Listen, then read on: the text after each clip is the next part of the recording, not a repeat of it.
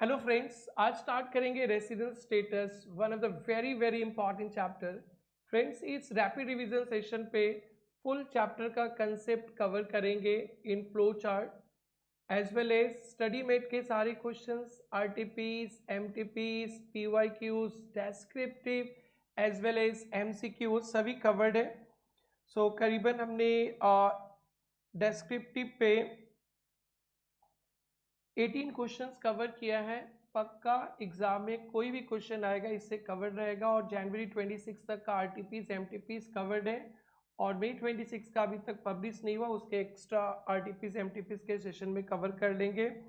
और इतने नहीं फ्रेंड्स, अच्छे अच्छे एमसीक्यूज भी कवर करके रखा है study mates, RTPs, MTPs, board of study portal से 12 एमसीक्यूज भी कवर करेंगे। So full power pack session start होने वाला है। सो फ्रेंड्स, इसके बिना तो ऑलमोस्ट पेपर सेट नहीं होता और बहुत इंपॉर्टेंट चैप्टर है। आगे के जो भी हेड्स वगैरह आने वाले हैं, incidents of tax, everything depends on residence status. So आपने तो पढ़ा ही होगा बट क्विक रिवीजन करेंगे। Let's start. सो सबसे पहले अपन स्टार्ट करेंगे रेसिडेंशियल स्टेटस ऑफ इंडिविजुअल। एक इंडिविजुअल का रेसिडेंशियल स्टेटस देखना, यही सबसे बड़ा टॉपिक है। एक इंडिविजुअल इंडिया पे रेसिडेंट एंड ऑर्डिनरी रेसिडेंट हो सकता है, या resident but not ordinary resident हो सकता है, या नॉन रेसिडेंट। तो सबसे पहला पॉइंट हो गया, एक इंडिविजुअल का स्टेटस तीन में से कोई एक होगा, आरओआर, आरएनओआर, नॉन रेसिडेंट। तो सबसे पहले देखेंगे कि कैसे एक इंडिविजुअल इंडिया में रेसिडेंट बन सकता है। दोस्तों, एक बेसिक्स कंडीशन है, 6(1) पे बेसिक कंडीशंस चेक करेंगे। उसके बाद कुछ 15 लाख का इनकम वाला भी एक चक्कर है, यहीं से इम्पॉर्टेंट है एग्जाम पे आने का, ये भी पढ़ेंगे। सो सबसे पहले जो जनरल रूल होता है वो देखते हैं, एक इंडिविजुअल इंडिया में रेसिडेंट कैसे बन सकता है। सो 6(1) में दो कंडीशंस दिए, किसी एक कंडीशंस को सेटिस्फाई करने से रेसिडेंट बन जाएंगे। फर्स्ट कंडीशन इज 182 डेज और मोर ड्यूरिंग प्रीवियस ईयर। किसी ने भी इंडिया में 182 डेज या उससे ज़्यादा रहा प्रीवियस ईयर में, दैट इज आपका प्रीवियस ईयर 25-26 है, 182 डेज और मोर तो रेसिडेंट बन जाएंगे। या अगर वो 182 डेज मोर नहीं है, उससे कम है, तो भी रेसिडेंट बन सकता है। प्रीवियस ईयर में 60 डेज और more and 4 preceding previous year में 365 डेज। तो 60 प्लस 365 डेज याद रखना है। सो प्रीवियस ईयर में 60 days and 4 preceding previous year में 365 डेज रह गए तो रेसिडेंट। तो ये दो में से कोई भी एक कंडीशन क्या होता है दोस्तों, एक करेंट प्रीवियस ईयर में 182 डेज और मोर, या 60 डेज करेंट प्रीवियस ईयर में and 365 days for preceding previous year. दोस्तों, ये पॉइंट 2 में थोड़ा सा डिस्कशन कर लेता हूँ। हमारा करेंट प्रीवियस ईयर है 25-26, इसमें 60 डेज और मोर तो रहना ही है एंड 4 प्रीसीडिंग प्रीवियस ईयर, यानी 25-26 के पहले का 4 साल, तो 24, 25, 23, 24, 22, 23 एंड 21, 22। सो 22, 23, 24, 25, ये 4 साल में टोटल सब मिलाकर 365 डेज और मोर कोई रह गया तो ठप्पा लग जाएगा रेसिडेंट का। सो 4 प्रीसीडिंग प्रीवियस ईयर हमेशा ध्यान रखेंगे, जिस साल का आप चेक करें उसके पहले का 4 साल। अगर आपको किसी समय 24, 25 का चेक करना है रेसिडेंशियल स्टेटस, तो सेम 24, 25 में 60 days and 4 preceding previous year, इसके पहले का 4 प्रीवियस ईयर में 365 डेज। जिस भी साल का चेक करोगे वो करेंट प्रीवियस ईयर एंड उसके पीछे 4 साल चला जाएगा। सो दोस्तों, ये फर्स्ट पॉइंट हो गया। सो कोई भी इंडिया में रेसिडेंट तभी बनेगा अगर 6(1) का any one 182 days previous year या 60 days previous year plus 365 days for PPY. दोस्तों, ये 60 और 365 डेज के लिए ना थोड़ा सा एक एक्सेप्शन है, इसको ध्यान रखना है। 60 days rule not applicable citizen of India living India for employment as crew member of Indian ship. कोई भी इंडियन सिटीजन 25-26 में इंडिया से बाहर जा रहा है, एम्प्लॉयमेंट इंडिया के बाहर बिजनेस या प्रोफेशन करने के लिए जा रहा है, और for as a crew member of Indian ship, तो इनके लिए 60 डेज वाला कंडीशन नहीं लगेगा, इनके लिए 182 डेज का कंडीशन लगेगा। एंड दूसरा, सिटीजन ऑफ इंडिया या person of Indian origin, person of Indian origin, इसको शॉर्ट में बोलेंगे COI। तो COI POI comes to India on visit, इस केस में ओनली 182 डेज वाला क्राइटेरिया। तो ये ध्यान रखेंगे। ये फर्स्ट टॉपिक कंप्लीट करने जा रहे हैं कि इंडिविजुअल रेसिडेंट कैसे बन सकता है। एक इंडिविजुअल रेसिडेंट बनने के लिए 6(1) का any one 182 days previous year या 60 days previous year plus 365 days for PPY, और 60 और 365 डेज नहीं, कभी नहीं, दो सिचुएशन में कभी नहीं मेरे यार। COI leaves India during previous year for employment outside India or crew member of Indian ship, या COI POI comes to India on visit, in situation पे only 182 days and for the purpose of employment का मतलब India के बाहर आपका नौकरी है, India के बाहर बिजनेस है। अगर इंडिया में ही कोई बिजनेस है, कोई business promotion tour official purpose के लिए जा रहे हैं, तो 60 डेज का कंडीशन भी लगेगा। दोस्तों ये रैपिड रिवीजन है, 2-3 बार बोलेंगे, आप एकदम अटेंटिवली देखना, अपन को समय भी देना है प्रैक्टिस सेशन पे क्वेश्चंस। बेटा ये रेसिडेंट बन गए, रेसिडेंट बनने का और भी 2 तरीका है, एकदम ध्यान से देखना, ये इंपॉर्टेंट है एग्जाम के लिए, वेरी वेरी इंपॉर्टेंट। बहुत सारे क्वेश्चंस रखे हैं RTPs MTPs में, इसी पे ज़्यादा क्वेश्चंस आता है, हालांकि कहीं से भी क्वेश्चंस आ सकता है आपके एग्जाम पे। रेसिडेंट बनने का दूसरा तरीका है, कोई COI POI comes to India on visit for 120 days और मोर, 181 डेज तक, and Indian income exceeds 15 lakhs। पढ़ेंगे इंडियन इनकम क्या होता है, 15 lakhs excluding foreign income. So दूसरा तरीका रेसिडेंट बनने का, COI POI comes to India on visit for 120 days और मोर। 182 डेज होने से तो यहीं पे फंस जाएंगे, तो 120 डेज से 181 डेज रहता है, and 365 days in 4 PPY, 365 days in 4 PPY, यहाँ पे लिख लेंगे 120 डेज और more in current previous year plus 365 days in 4 PPY, and his income exceeds 15 lakhs excluding foreign income. इस पे डिस्कशन करने वाला हूँ, फॉरेन इनकम इस पे जस्ट थोड़ा सा वेट करेंगे। तो सेकंड तरीका क्या है रेसिडेंट बनने का, COI POI comes to India on visit for 120 days और more up to 181 days previous year में plus 365 days for preceding previous year में था, and is income exceeds 15 lakhs excluding foreign income.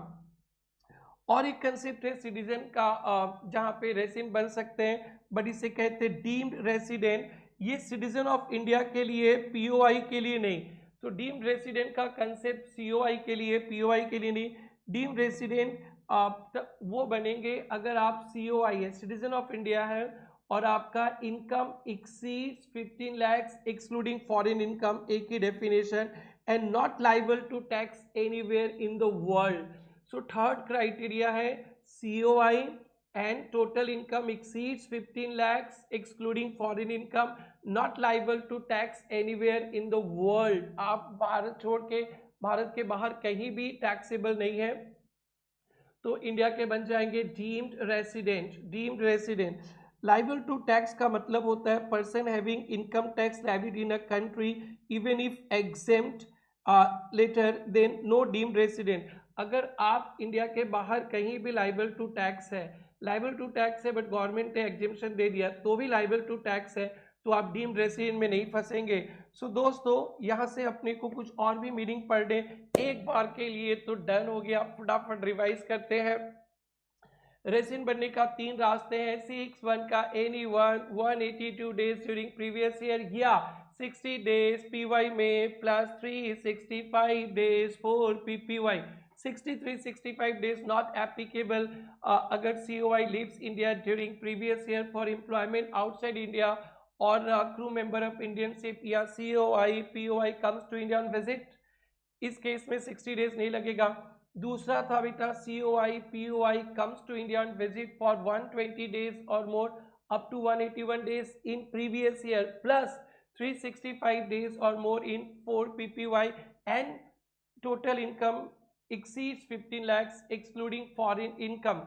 And last है deemed resident, यहाँ भी resident, यहाँ पे citizen of India and total income exceeds 15 lakhs excluding foreign income and not liable to tax anywhere in the world even if you are liable to tax outside India और exemption हो गया फिर भी tax नहीं दे रहे हो फिर भी लाइबल टू टैक्स फंसेंगे नहीं।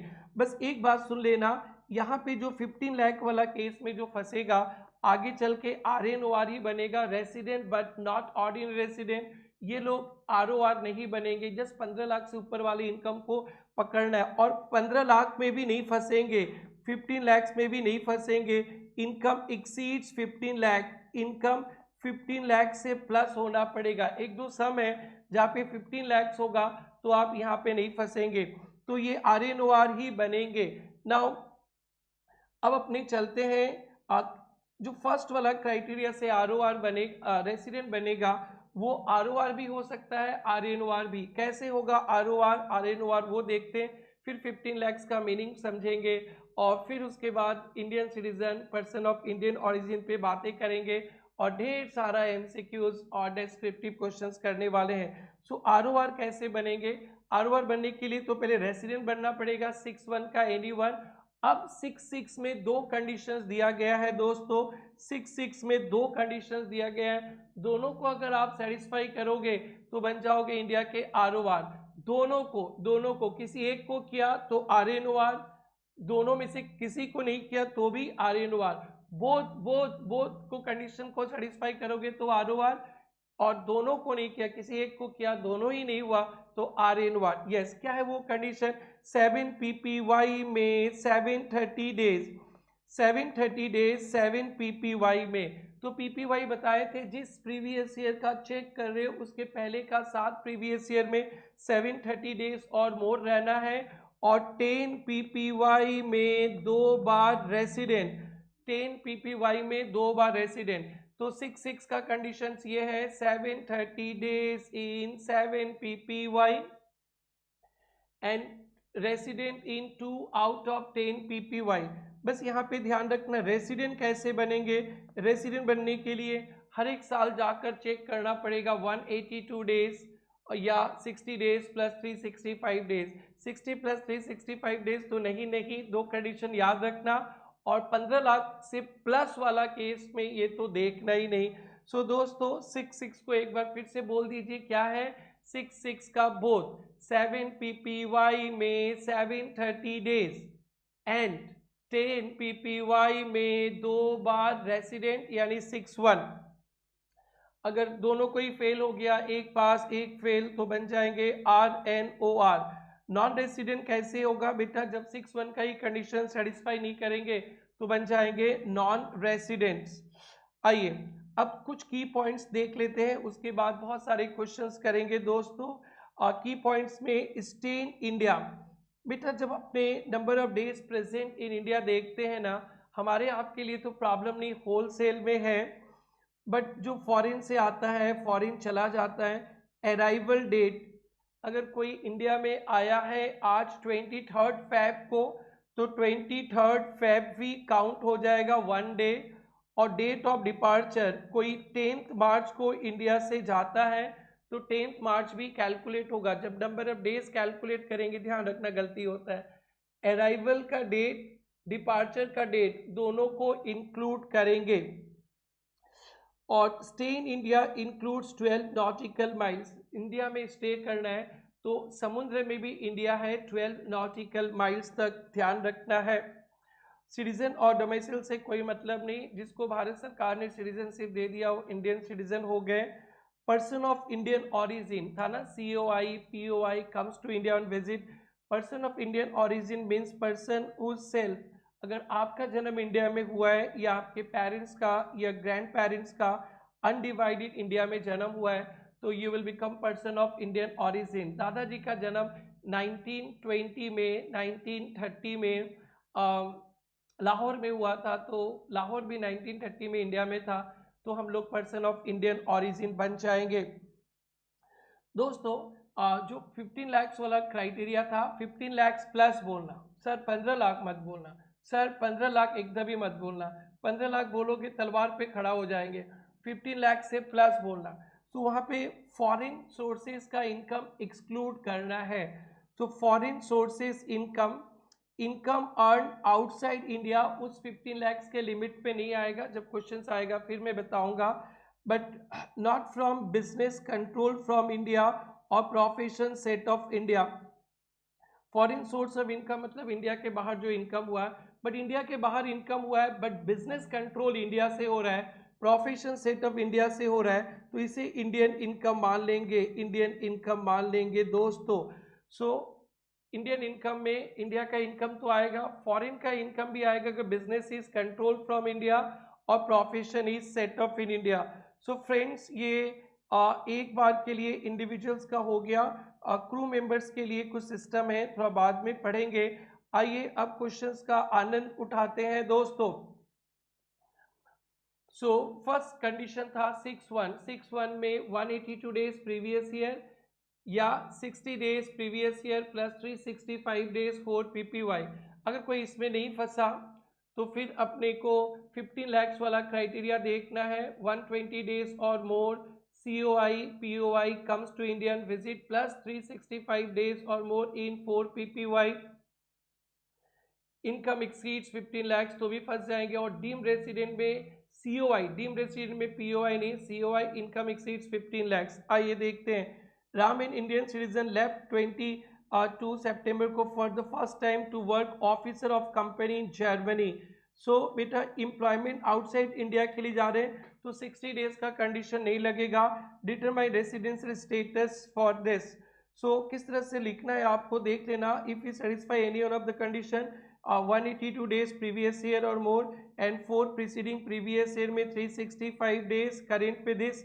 और सिंस ये कंडीशन नहीं लगेगा, फॉर एम्प्लॉयमेंट जा रहे हैं इसलिए 60 डेज कंडीशन नहीं लगेगा, 182 डेज। अब काउंट करेंगे कितना दिन इंडिया में था, तो वो इंडिया से कब जा रहा है 22 सितंबर, यानी अप्रैल में 30 दिन पूरा था, मई में 31 डेज, जून में 30, जुलाई में 31, अगस्त में 31 और सितंबर में 22 डेज, जाने का दिन आने का दिन 175 डेज। तो 182 डेज है नहीं, so he will become non resident. First done.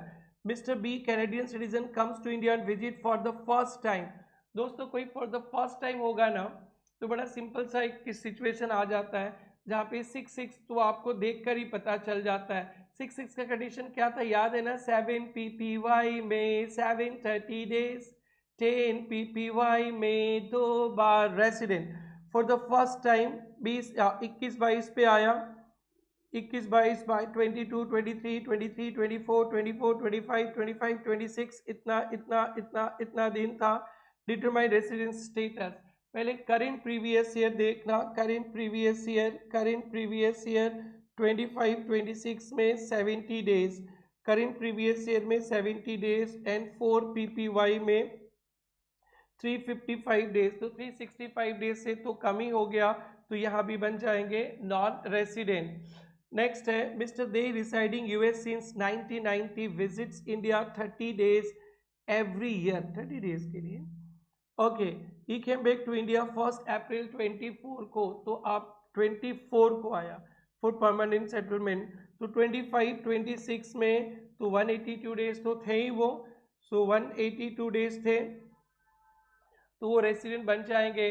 But वो 7 PPY में 730 डेज वाला कंडीशन नहीं हो पाएगा। 7 प्रीसीडिंग प्रीवियस में 545 डेज ही थे, तो 730 डेज से कम थे एंड वो रेसिडेंट भी नहीं बन पाएंगे 10 में से 2 बार, तो we will become resident but not ordinary resident. Next है 1 जून को B a Malaysian citizen lives India 10 year stay के बाद, सो 10 साल में भारत में रुकने के बाद गया है। ड्यूरिंग 24-25 ही came for 46 days later return to India 10/10 को डिटरमाइन बीस रेसिडेंट स्टेटस। तो इंडिया में 10/10/25 से 31 मार्च 26 तक रहेंगे वो। सो ये 173 डेज आ जाएगा, कैलकुलेशन देख लेना। तो 173 डेज रह गए, तो 60 डेज वाला है ही नहीं, और वो तो मलेशियन सिटीजन है, तो 60 डेज 182 डेज नहीं 60 डेज में फंस जाएंगे। And four preceding previous year में 365 डेज, वो तो होल सेल में ही है। 24-25 में 46 डेज थे, एंड उसके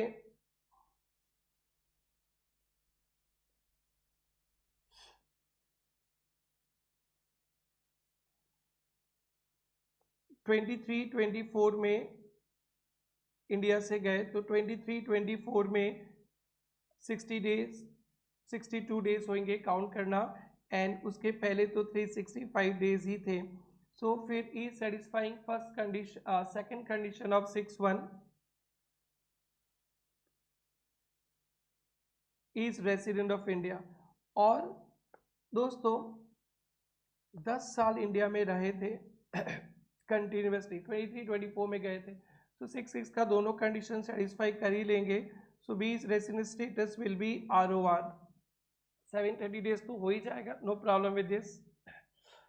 नाउ ये बहुत इंपॉर्टेंट क्वेश्चन है दोस्तों, ये MTP September 24, याद है ना 60 डेज 365 डेज का कंडीशन नहीं लगता है, कब नहीं लगता है यारो? COI leaves India during previous year employment outside India, crew member of Indian ship, या POI comes to India on visit, 60 days नहीं लगेगा, 182 डेज लगेगा। सो दोस्तों आइए देखते हैं।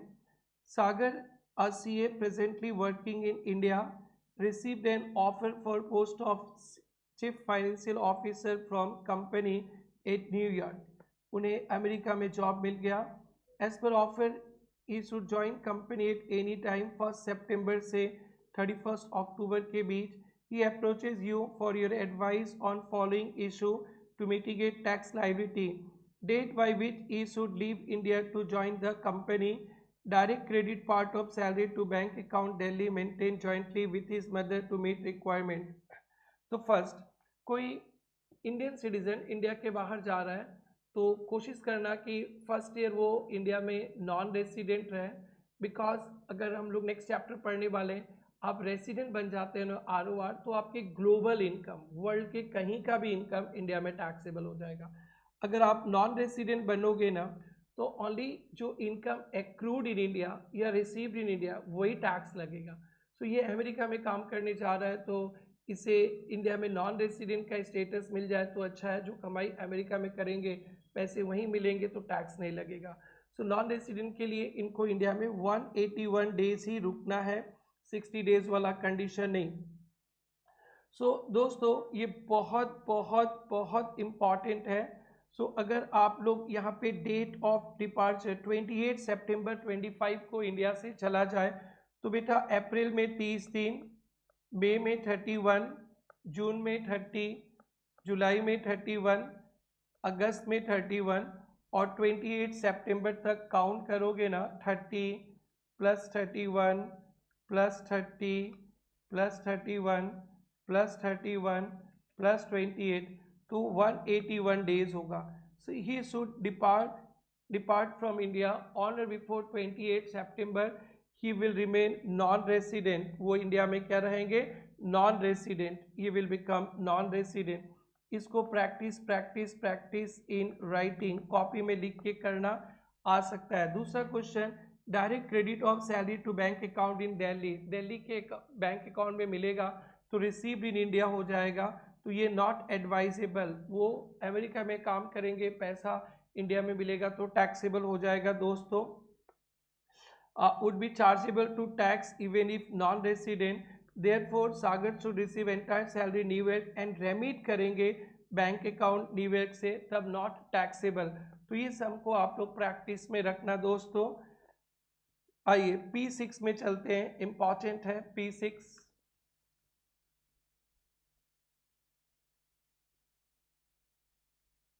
P6 पे आते हैं। Brett Lee,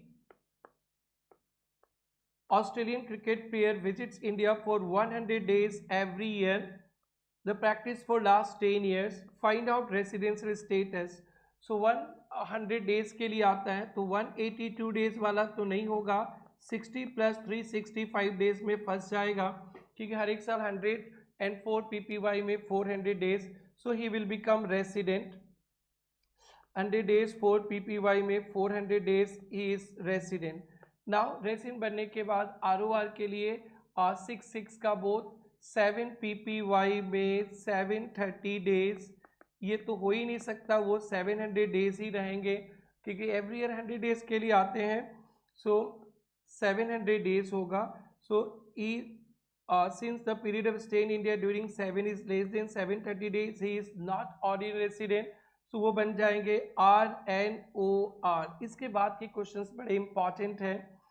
What would your answer change if Avofex Srinath, an Indian citizen, resides in Australia, represents Australian cricket team? So ये COI बन गए. COI POI comes to India on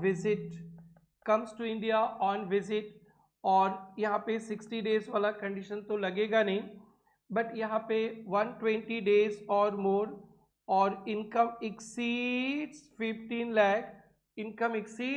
lakh, तो वो बन जाएंगे resident but not ordinary resident. तो याद करना, रेसिडेंट का 2 और चक्कर था ना, COI POI comes to India on visit for 120 days और more up to 181 days and 4 PPY में 365 days and total income exceeds 15 lakhs excluding foreign income. But foreign का इनकम जो business control from India, professional set off in India, वो वाला आ जाएगा दोस्तों. What would your answer if Srinath visited 120 days instead of 100? पहले B को सल्टाते हैं. बी को same, he will be non resident. In the fact, Srinath, Indian citizen residing visit, he would be treated non-irrespective of total income excluding foreign. Since stay in India 120 days तो है नहीं, 100 days के लिए, तो 120 days वाला नहीं है, तो ये भी खत्म. नेक्स्ट, अगर 120 days के लिए आता है, 120 days के लिए, तो 120 days और मोर हो गया एंड 365 days भी हो गया, तो RNOR. बट उनका इनकम चाहिए, इनकम एक्सीड्स 15 lakhs, तो RNOR, अदरवाइज नॉन रेसिडेंट. अच्छा से ये सब भी प्रैक्टिस कॉपी में प्रैक्टिस करना दोस्तों. Now if Srinath total income exceeds 15 lakhs, he will be treated as RNOR since stay 120 days and 480 days हो गया. If his total income excluding foreign income does not exceed, he will be treated as non-resident. Next question दोस्तों, P7, ये भी important है. प्रेम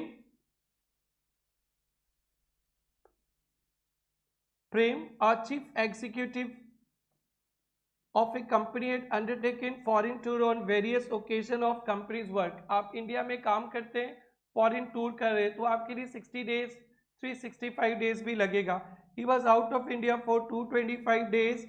He submits return of income as non-resident. Is he justify वो 365 days 365 days में 225 India के बाहर था, 140 days India में था, 140 days.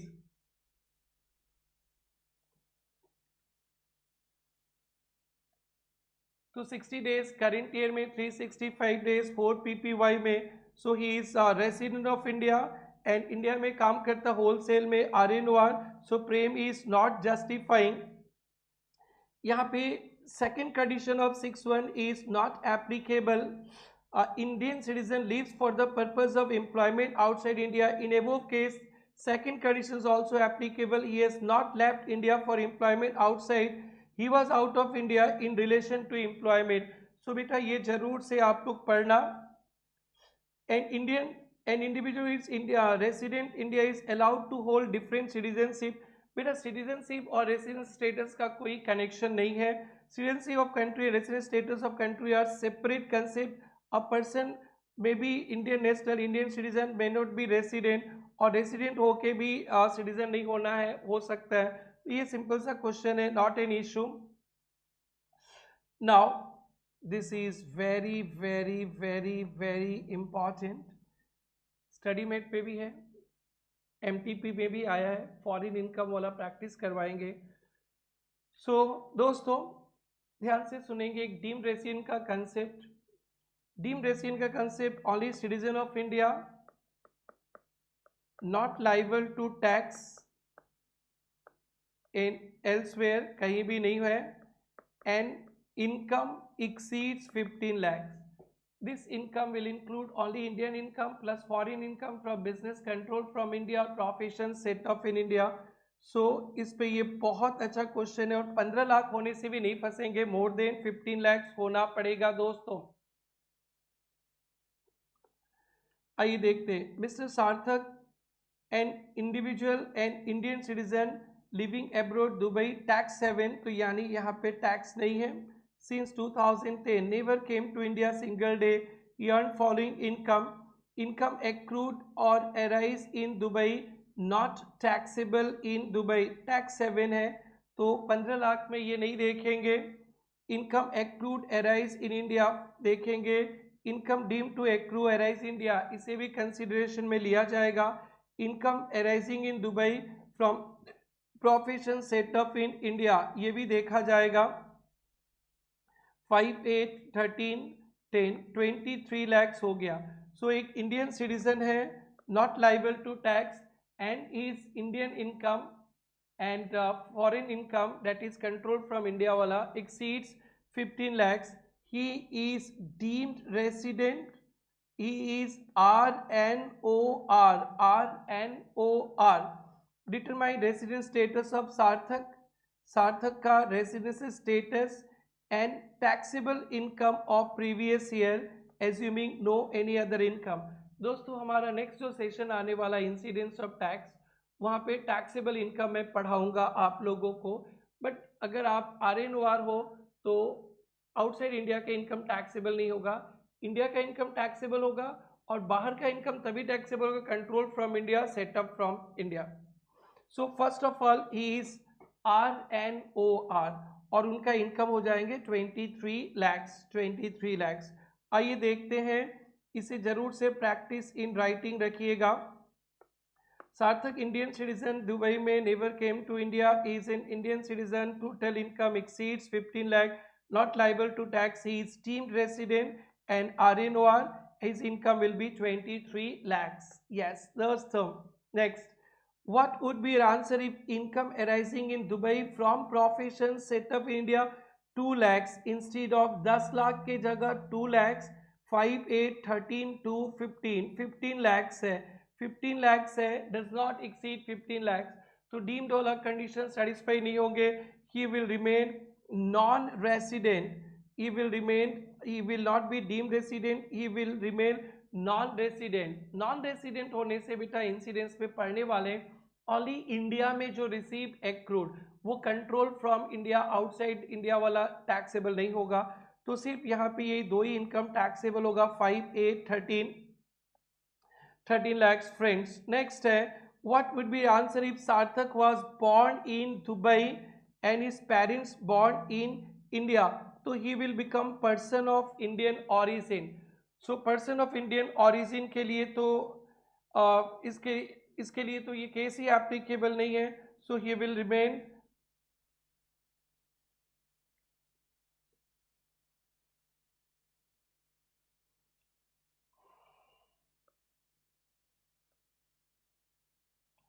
डीम्ड वाला नॉट एप्लीकेबल, नॉन रेसिडेंट ही रहेंगे।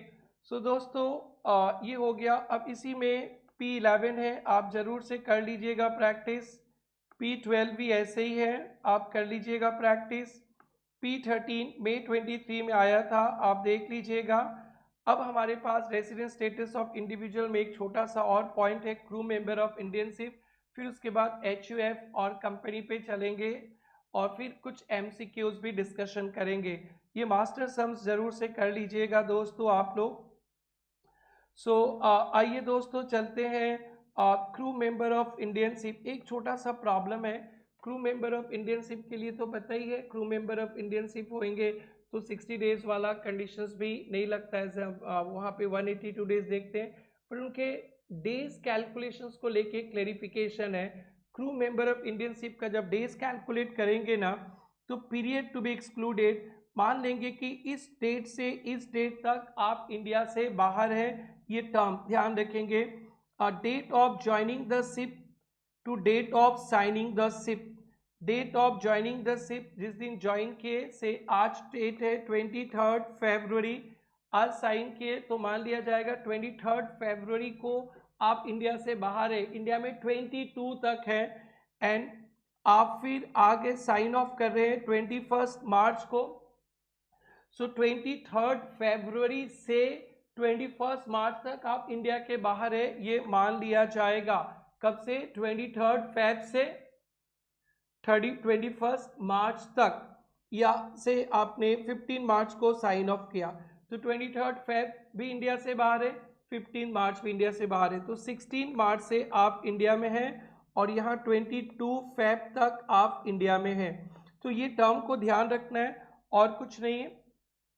कंटिन्यूअस डिस्चार्ज सर्टिफिकेट ये मर्चेंट शिपिंग रूल्स में लिखा रहता है। Eligible voyage means a ship carrying passenger freight international traffic from Indian to outside या फॉरेन से डेस्टिनेशन इंडिया। इसमें कुछ नहीं है दोस्तों देखने का, सो फटाफट देखते हैं क्रू मेंबर के सम्स। 1 2 3 4 5 6 7 या 8 हो गया, 9 पे बहुत इंपॉर्टेंट है, एक ही क्वेश्चन रखा हूँ, जरूर से देखना आप लोग। Crew member of Indian ship का बस एक ही पॉइंट है, इंडिया में स्टे का कैलकुलेशन एक्सक्लूड किया जाएगा ज्वाइनिंग से लेकर साइनिंग ऑफ का डेट तक। During last 4 preceding financial year mister Damodar a citizen of India present 430 days, 4 preceding previous year में 430 डेज, तो Indian citizen crew member of Indian ship 60 और 365 डेज लगते ही नहीं है ये। During last 7 previous year he was present in India for 830 days. Okay, Damodar is a member of crew of a Dubai bound Indian ship left Kochi port on 12th August following details previous year. Date entered into continuous discharge certificate joining the ship 12th August से आप India से out माने जाएंगे। Date enter into continued discharge certificate signing off 21 जनवरी तक India से बाहर माने जाएंगे। इन May 25 he had gone out of India to Singapore, Malaysia on a private tour for continuous 29 days और 29 days इंडिया के बाहर थे। You are required to determine resident status, तो इंडियन सिटीजन है, leaves India for the as a crew member of Indian ship, यहाँ पे वाली 182 days का क्राइटेरिया देखेंगे। सो बेटा 365 डेज ले लेंगे और 365 डेज से ये 29 डेज माइनस कर देंगे, 21 अगस्त से 21 जनवरी तक का पीरियड भी माइनस कर देंगे और देखेंगे 182 डेज और मोर हो गया तो रेसिडेंट, या ऐसे भी कैलकुलेट कर सकते हैं स्ट्रेट। अप्रैल में 30 डेज, मई में 31 होता है तो 29 डेज बाहर थे, 2 जून 30, जुलाई 31 और अगस्त 12 को गया तो 12 काउंट नहीं होगा 11, और जनवरी 21 को आया तो 21 भी छोड़ दीजिए, और जनवरी 10, फरवरी 28, मार्च 31, so you will be in India for 173 days, 182 days नहीं है, so he will become non resident. Very very very important दोस्तों। अब अपने लेते हैं कुछ क्वेश्चंस HUF का टॉपिक पे, 2 क्वेश्चन है HUF पढ़ लेते हैं पहले।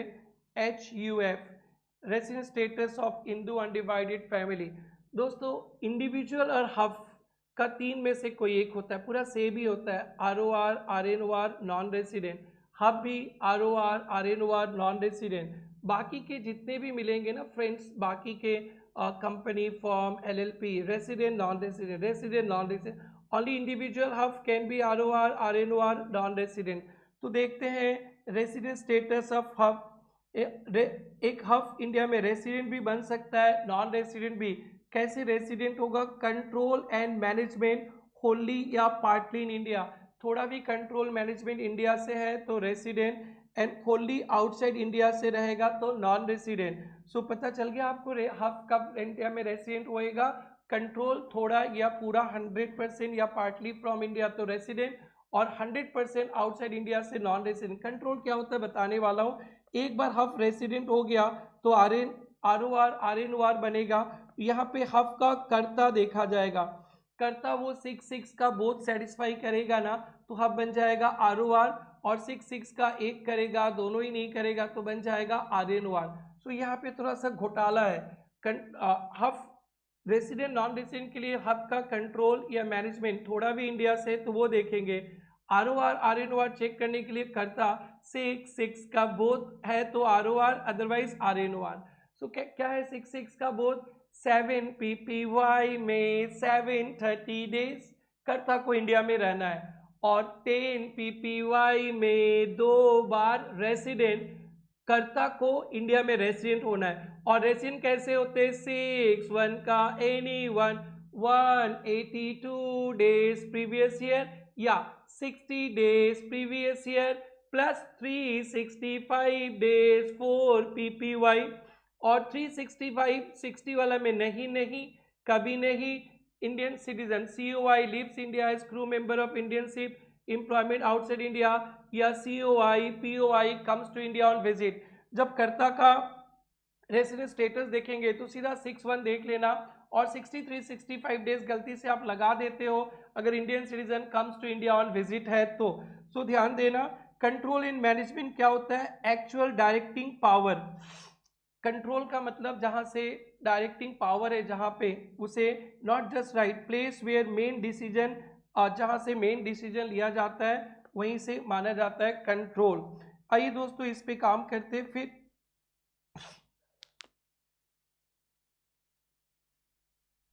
फिर कंपनी और AOP फॉर्म वगैरह पे डिस्कशन करेंगे। जस्ट कुछ ही पल बाकी है दोस्तों। ओके बहुत सारे क्वेश्चंस जो एडवांस लगा मैंने डिस्कस कर दिया, बाकी के पास पेपर्स वगैरह है, आप जरूर से एक रीडिंग मार लेना। कोई प्रॉब्लम होगा तो कमेंट सेक्शन में जरूर से लिखना, मैं आके एक्सप्लेन कर दूंगा। I am always in your service. बस आप पढ़ो, पास करो, एंड प्रैक्टिस इन राइटिंग। जहाँ जहाँ मैं बोलता हूँ प्रैक्टिस इन राइटिंग, तो प्रैक्टिस इन राइटिंग कर लेना, ये भी practice in writing. The business of hub transacted from Australia, all policies decision taken there. लो हब तो बन गया नॉन रेसिडेंट। ई द कर्ता hub who born in Kolkata visits India after 15 years. He comes to India on 1st April 25, leaves 1st December. Determine residence status of E as well as hub. तो hub का hub is transacted, business transacted from Australia, all policy taken there, assume control management is in Australia, so it is hub is non-resident for PY 25-26 या AY 26-27. During PY 25-26 E 245 days था India में, तो 182 days वाला पास कर लिया, सो he will become resident. और 15 साल बाद तो भारत माँ का याद ही आया, तो 7 PPY में 730 डेज, 10 PPY में 2 बार रेसिडेंट हो ही नहीं सकता, तो ही विल बिकम RNOR। या P15 पे आते हैं, 2 क्वेश्चंस रखा है हब पे। During 25-26 X and Sons have partly control from India. Got it? Partly control from India, थोड़ा सा भी इंडिया से कंट्रोल, तो hub will become resident. Now hub resident बन गया, अब कर्ता के पीछे भागेंगे 6 का both. R citizen of India, अब आर का 7 PPY में 730 डेज, 10 PPY में 2 बार रेसिडेंट, इंडियन सिटीजन है और इंडिया में आएगा तो ओनली 182 डेज देखना रेसिडेंट देखने के लिए। For the purpose of managing half is R is visiting regularly, determine status R is visiting India 100 days for last 12 years, तो 7 PPY में 700 डेज ही होगा और रेसिडेंट भी नहीं बनेगा। सो फर्स्ट केस में फर्स्ट भी सेटिस्फाई नहीं करेगा, सेकंड भी नहीं करेगा, so he will become RNOR. Second, he has been visiting 110 days 110 days into 7 तो 770 डेज, तो 7 PPY में 730 डेज तो हो गया, बट वो रेसिडेंट नहीं बन पाएगा क्योंकि 182 डेज चाहिए। तो यहाँ भी आंसर सेम सेटिस्फाई किया बट नहीं बन पाएगा रेसिडेंट, तो हाफिज RNOR। And now R has been visiting India for 12 years immediately preceding 4 previous year 50 days and prior to date 200 days, 200 days करके आ रहा था तो रेसिडेंट भी बन जाएगा। लास्ट 4 साल में 50 दिन और 200 तो 730 डेज सब कुछ सेटिस्फाइड हो जाएगा। और was non resident for preceding but prior to date he was resident, first condition satisfy कर लिया क्योंकि 200 दिन था। He has been India for 800 days 50 into 4 200, so Hafiz ROR। सो यहाँ भी एक हफ का ही दिख रहा है 6/16, ये सितंबर 24 में आया था। आप लोग इसको जरूर से पढ़ना दोस्तों।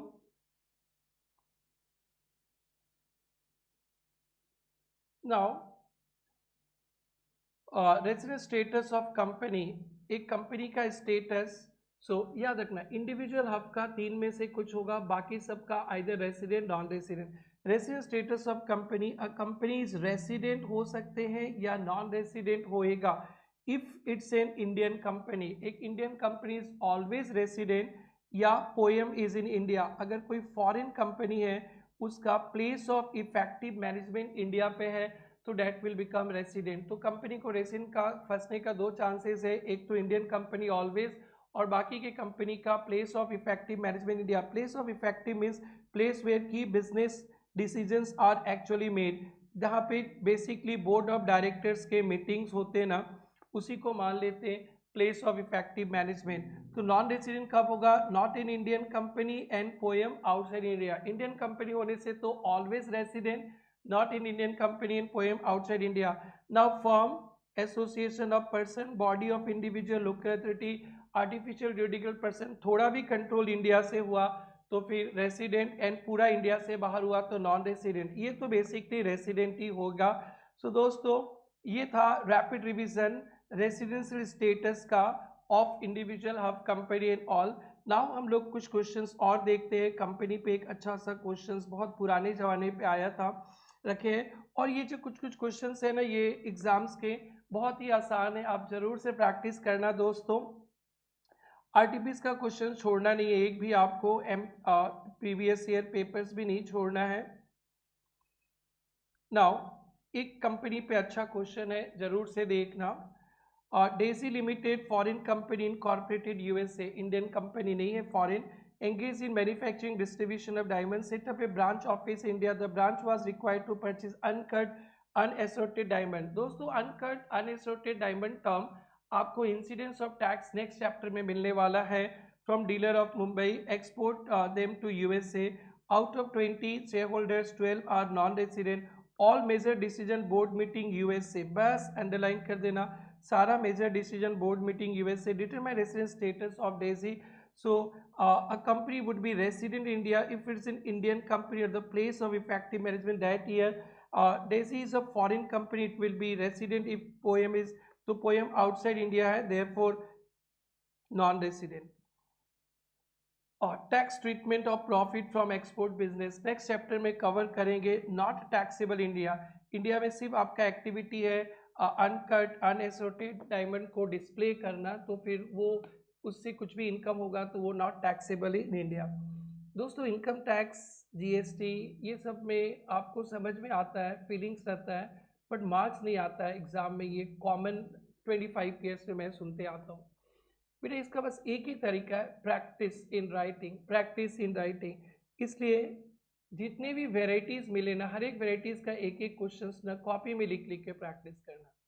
आपका लॉ हो या इनकम टैक्स का पेपर हो या जीएसटी, आप 3 घंटा रिवाइज कर रहे हो तो जरूर से 15-20 मिनट या 30 मिनट्स राइटिंग प्रैक्टिस पे देना। जिन टॉपिक को आपने पढ़ा है उन्हीं टॉपिक से जो हॉट क्वेश्चन से टीचर ने मार्क कर दिया या जो मैंने बताया या करेंट आरटीपीज एमटीपीज के क्वेश्चंस, उसको प्रैक्टिस इन राइटिंग कीजिएगा। Until unless you practice in writing, आप चाहे कितना भी पढ़ लो, हम चाहे कितना भी आप पे मेहनत कर ले, वो पास करने के लिए भी रोना पड़ेगा।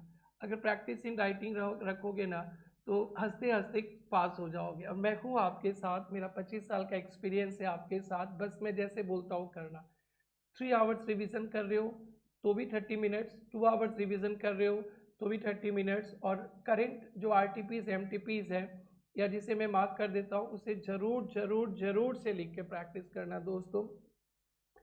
एंड जो भी कोई सब्जेक्ट के डिस्क्रिप्टिव क्वेश्चंस आ रहता है ना लाइक दिस, तो यहाँ पे प्रोविजंस आपको जरूर से लिखने हैं। प्रोविजंस आपको नोट में लिखना ही है, लिखना ही है। विदाउट नोट अधूरी कहानी, मार्क्स कैसे मिलेगा दोस्तों।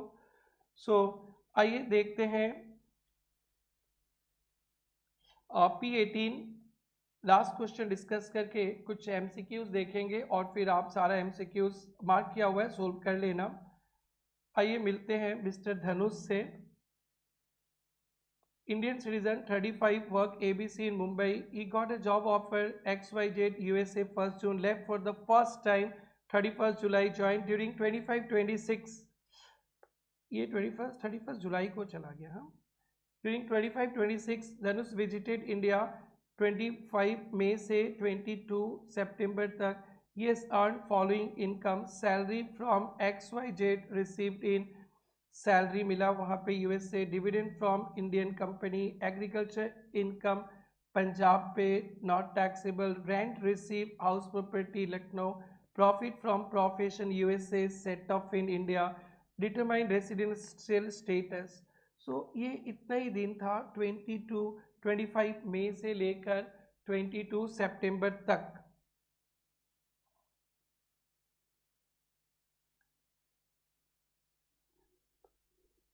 Dhanush, an Indian citizen, comes to India on visit for 121 days।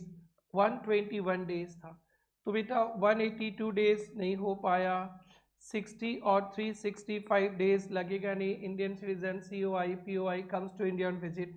अब एक क्राइटेरिया बना, COI POI विजिट पे आया 120 डेज और मोर plus 365 days for PPY plus Indian income exceeds 15 lakhs. So, and his total income other than foreign income does not exceed 15 lakhs, is non-resident. So, आइए अब हम लोग देखते हैं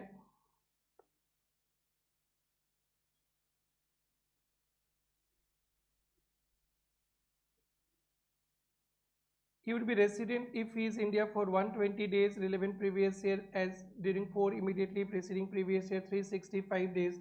तो 365 डेज तो था ही, वो अभी अभी तो लास्ट ईयर ही गया था ना। अब उनका इनकम देखेंगे। सो दोस्तों जब सैलरी रिसीव रहेगा USA, ये फॉरेन इनकम नहीं देखेंगे। डिविडेंड फ्रॉम इंडियन कंपनी 550 आएगा, और रेंट रिसीवेबल लखनऊ पे तो इसका 70% ही लेना। रेंट जो भी मिलेगा ना उससे 30% ऑफ डिडक्शंस मिल जाएगा 24A पे। 70% ही देखेंगे, 4 का 70% ही इनकम होगा 2.8।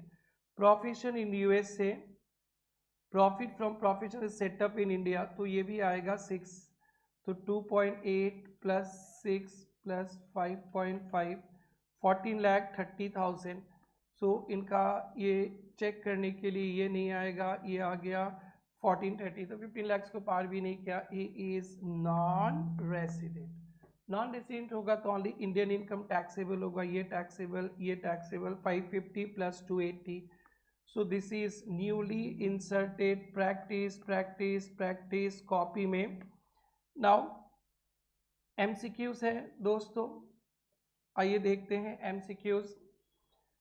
The head office of XYZ Hub was situated in UK. What would be the resident status of Hub PY when affairs managed from UK? So your Hub will become non-resident. If Anirudh has stayed in India 25-26 में 181 days and is non-resident in 9 out of 10 current preceding year and stayed 365 days in all 4 PPY preceding current year,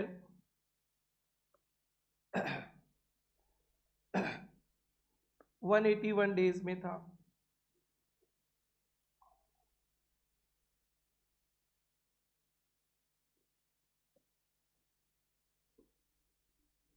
and non resident था 9, तो he will become resident and ordinary resident, क्योंकि 181 days तो में फंसेगा नहीं, but 60 days और 365 days में फंस जाएगा, तो resident but not ordinary resident.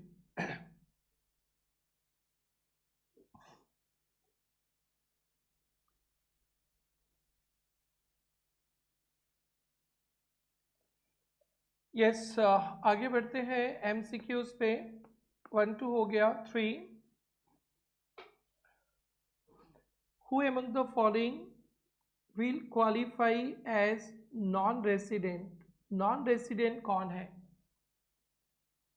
Mr. Joy, in Italian designer, came on visit to India to explore this 3rd September को and left 15 December को. For past 4 years visited India 100 days each year. Sanjay Bond settled in Sanjay, Canada. Visit each year 3 months to meet parents, grandparents born in India. तो ये POI हो गया, visit India.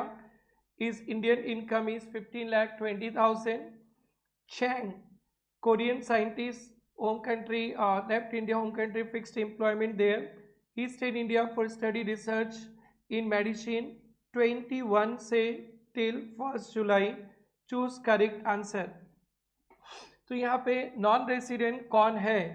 सो Joy के लिए देखते हैं, Italian designer 3rd सितंबर से 15 दिसंबर, past 4 years, visited India for passion, so stayed 100 days. So इनके लिए तो 182 डेज भी है और 60 + 365 डेज भी है. सो past 4 years he visited 100 days, तो ये देख कर ही पता चल जाता है रेसिडेंट, कोई जरूरत ही नहीं है चेक करने के लिए. और 3rd सितंबर से 15 दिसंबर तक कितना दिन है? तो सितंबर में देख लो बेटा, सितंबर 30 डेज का होता है.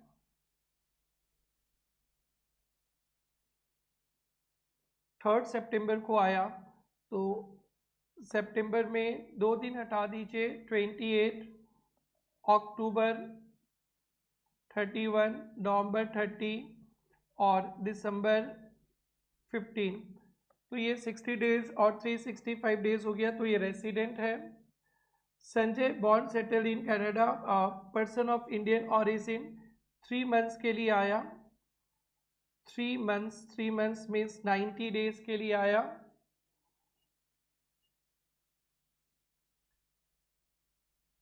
For 3 months to meet his parents. Grandparents was born in 1946, living in Mumbai. His income is 15,20,000. So वो 3 months के लिए आया, 90 days, 60 days चाहिए नहीं, 120 days है नहीं, तो ये तो सेटिस्फाई नहीं करेगा, तो he will become non resident. तो संजय भी नॉन रेसिडेंट. फिर भी चैंग भाई का देख लेते. He left India, he stayed in India for study research till 1st July तक. सो इनके लिए 60 डेज का कंडीशन भी देखना है आपको.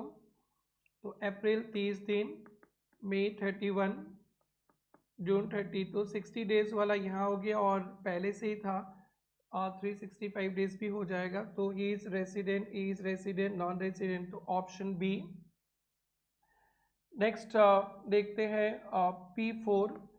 Sumit, an Indian citizen, member of crew of American bound Indian ship. अभी आपने क्रू मेंबर का बताया था. Departing from Chennai 25 April. Following details of this, what with resident status of Sumit, assuming stay in last 4 years, 365 days and 730 days. Date of discharge certificate 25 अप्रैल से 24 अक्टूबर तक बाहर है.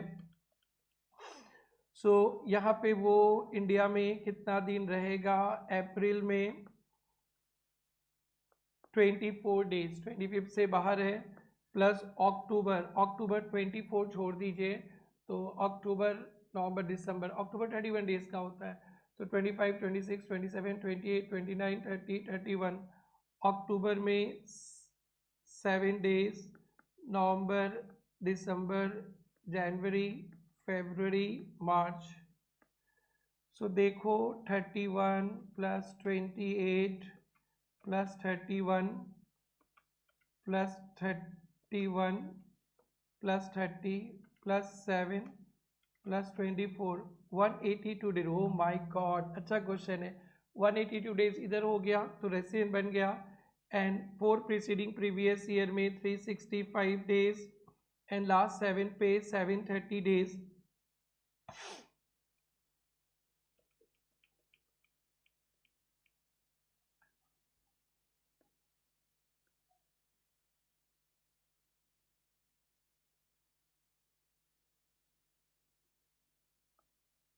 सेवन पीपीओ में 730 डेज, उसके पहले इंडिया में था, so he will become R over. Simple है। नेक्स्ट है, mister square Indian citizen currently resides in Dubai, came to India on visit, total stay during is 135 days, is not liable to pay tax in Dubai. तो याद है, citizen of India not liable to tax, total income excluding foreign income should exceed 15 lakhs। following are the details। 135 days है, so 135 days comes to India on visit। तो comes to India on visit में भी फंस सकता है। COI POI comes to India on visit 120 days or more and 4 preceding previous year में 365 days and income should exceed 15 lakhs। तो COI comes to India on visit वाला भी है और डीम्ड रेसिडेंट दोनों पे ही है। तो देखते हैं 24 25 में 100 days, 125 106 83, ये सबसे मतलब नहीं। What will resident status if is income other than income from foreign sources 10 lakhs। तो वहाँ पे तो फंसेगा ही नहीं वो। और यहाँ पे 60 डेज वाला कंडीशन चाहिए नहीं, 180 डेज ओनली, तो he is non resident. Determine resident status of Sundaram, who carried out transaction of Malaysia, transaction out its transactions in Malaysia, its affairs partly controlled from India, half partly controlled from India, resident। The Karta of Mr. Sundaram is from Chennai, visits 1st June and leaves for Malaysia 10th। He has never visited for last 11 years। तो last 11 year से India में नहीं था, तो hub तो resident बन गया, but करता सेटिस्फाई नहीं करेगा RNOR। आइए, Rajesh 53 years, wife Mrs Somiya 50 years, citizen of country X, India के बाहर है। They are in country X since birth, Indian citizen है नहीं। They are not liable to tax in X, तो डीम्ड रेसिडेंट बन सकते हैं।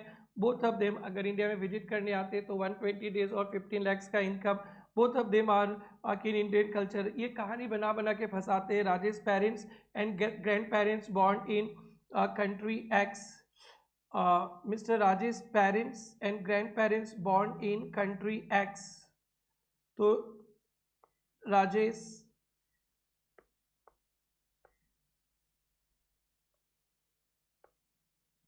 Mister Rajesh citizen of India भी नहीं है और पर्सन ऑफ इंडियन ऑरिजिन भी नहीं है। Mrs Somiya visits India along with Rajesh for 4 months to meet with her parents were born in Delhi। Mrs Somiya person of Indian origin है, 4 months के लिए दोनों आते, यानी 120 डेज के लिए। I've always lived in Delhi during stay, they organize culture program Delhi NCR। Rajesh and Somiya from Indian sources 18 lakhs 16 lakhs। तो राजेश में तो बेटा देखने ही नहीं है राजेश में वो इनकम वाला देखना ही नहीं है। सोमिया में देखना है 16 lakh। What is the resident status of Rajesh and Somiya, पहले राजेश का देखते हैं। राजेश COI POI नहीं है, तो 60 days प्लस 365 डेज में फंस जाएगा।